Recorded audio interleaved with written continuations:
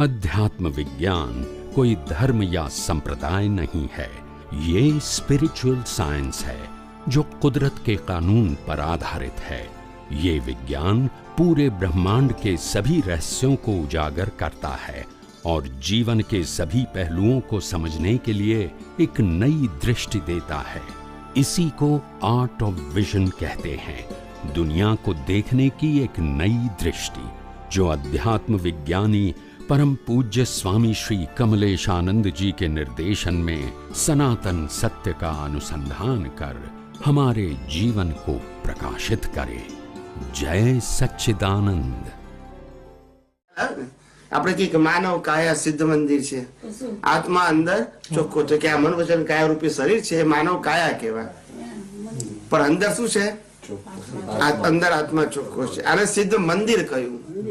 મંદિર એટલે વિનાશી અને આત્મા અંદર અવિનાશી. આ મંદિર છે તો અંદર પરમાત્મા હોય ને, મંદિર ના હોય તો પરમાત્મા કેવી રીતે હોય?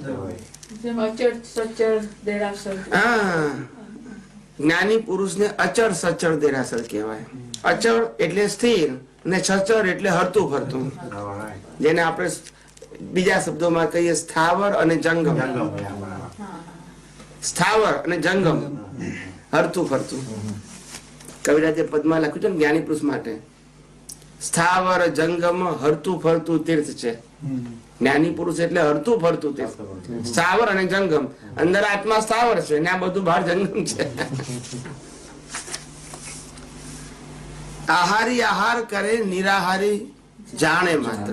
એટલે કોઈ પણ આહાર એટલે ખાલી આ ખાઈએ છીએ એવું નહીં, આંખોથી જોઈએ એને આહાર કહેવાય, કાનથી સાંભળીએ એને આહાર કહેવાય, નાકથી સૂંઘળી જે ઈન જાય ને એ બધું આહાર. સમજી જાઓ, ટૂંકું ને ટચ. સ્મેલ જાય તો એ આહાર, આંખોથી જુઓ તોય આહાર, કાનથી સાંભળો તોય, મોંથી ખાવ તોય આહાર, શરીરથી સ્પર્શ કરો તોય, કારણ કે એનાથી સંવેદના થાય છે ને, જ્ઞાન મળે છે ને. એટલે 5 ઇન્દ્રિયો દ્વારા જે ગ્રહણ થાય છે એ બધું આહાર છે.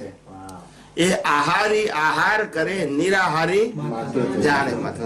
આત્મા પોતે આહાર કરનારો એ નિરાહારી છે, એ જાણે છે. અને આ મન વચન કાયા એની ઇન્દ્રિયો શું કરે છે? આહાર કરે છે. લોકો તો આહારી આહાર કરે એટલે આટલું સમજે, પણ આ બધો આહાર છે. કાનથી સાંભળો છો તે આહાર જ છે. આહાર એટલે ગ્રહણ કરવું. હવે સમજાય ને?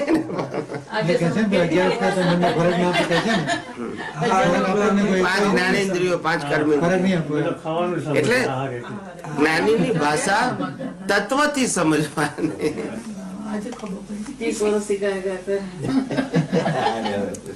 પછી આગળ લખ્યું છે, આ જ વાક્ય આરાધને ભણી લીધા સર્વશાસ્ત્ર. આને આ જો સમજાઈ જાય તો એને બધા શાસ્ત્રો ભણી લીધા કે છે. આ 5 ઇન્દ્રિયો દ્વારા જે ગ્રહણ થાય છે એનાથી હું પોતે નિરાહારી માત્ર કેવો છે? જુદો છે. નિરાહારી પોતે જાણે છે, કરતો નથી. એ રિસીવ કરતો નથી, જાણે છે કે આ ખરાબ વિચાર આવ્યો, આ વાણી ફાઇલ નંબર 1 સાંભળી, આંખથી ફાઇલ નંબર 1 જોયું, નાકથી સૂંઘ્યું, મોંથી ચાખ્યું ને શરીર ચામડીથી સ્પર્શ કર્યું. આ જાણે છે, વેદ તો નથી. વેદવું અને જાણવું એમાં ફેર છે. જાણવું એ બધું બુદ્ધિમાં જાય. વેદવું એને 2 પ્રકાર છે. વેદવું એટલે ભોગવવું અને વેદવું એટલે જાણવું, ટુ નો.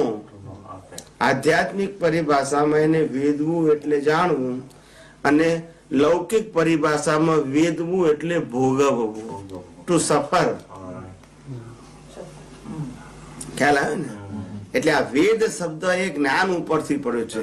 વેદ, વેદ એટલે જાણવું, વેદ એટલે ભોગવવું ને વેદ એટલે જાણવું. શબ્દ એક જ છે, એના મિનિંગ ક્યાં વપરાય છે એના ઉપર આધાર છે. એટલે વેદ એટલે જ્ઞાન પણ કહેવાય અને વેદવું એટલે ભોગવવું પણ કહેવાય. જ્ઞાન એટલે જાણવું અને પેલું ભોગવવું એટલે સફરિંગ. વિધિ ખાતા પૂર્વે સહેજા સહેજ થઈ જાય છે. આ વિધિ કરવાનું કારણ શું? કે તમે ખાતી વખતે જેવા ભાવ કરો છો ને ભાવ કહું છું, મોઢેથી બોલો કે ના બોલો, પણ જેવો આપણે આહાર કરીએ તે આહાર કરતી વખતે હું શુદ્ધાત્મા છું, શુદ્ધાત્મા છું બોલી અને આહારથી આ આહાર ગ્રહણ કરું, એનાથી મારું સ્વાસ્થ્ય સારું રહે, મારા વિચારો સારી રહે, મારું વાણી સારું રહે, મારું વર્તન સારું રહે, એવા ગુણો મને પ્રાપ્ત થાવ, એ ભાવ સાથે આપણે ખાવું. એટલે આને પ્રેયર, ભાવને પ્રેયર કહેવાય. એ ભાવ એમાં ભળે એટલે જે તમારો આહાર ગયો એ ભાવ વાળો ગયો. કેવો ગયો? સમજાય છે?